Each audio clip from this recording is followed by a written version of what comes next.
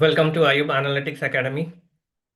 Today we are going to learn SUMX function in Microsoft Power BI. What is SUMX in Power BI? Where and when to use? SUMX is a DAX function used to calculate a sum after evaluating an expression for each row in a table. For example, I have given the formulas and with that I have given even the syntax. Okay, so let's go through this. SUMX is a formula and the table is your table name, which you will be declaring here. And you will give some kind of expression like it can be column to column, what you want to do, whether you want to subtract, add or divide or multiply. So here below, I have given one example. SUMX sales data is a table name, then sales data quantity. Quantity is my column name and multiply by sales data price.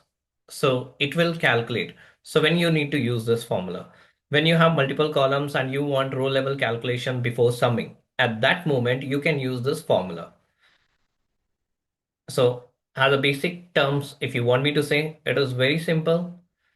Whenever you have to do calculation in a row wise, but you don't want to store the output in the column level, then you can use this formula.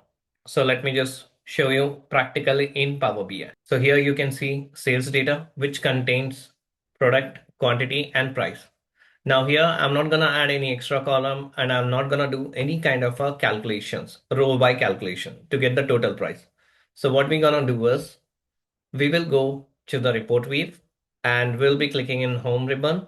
Inside this, you'll be finding new measure. We'll click there and before equals to, you need to declare the name. So I'm just writing total price equals to SUMX is a formula and you can clearly see the syntax and below you'll be finding out the definition. Table expression returns the sum of an expression evaluated for each row in a table. So let me just write here table name, which is known as sales data, comma, quantity is my column multiplied by price. So again, sales data, price column, closing the bracket, enter. Once after writing this formula, you will be getting hit here and you can refer a card visual like this and then you can just add the total price and you can see that's 12,000 total prices. Now, if you want me to show in a table format, so I'll just add here product, quantity, price. So you can clearly see 5 quantity and price is 400. So if I want to know the total price, I can show that 2000. So this is how it will calculate in a row level. So when you go back to the table view, you can't see extra column here, but in the visualization, so it's called as a virtual column also you can say, or you can consider this as a measures.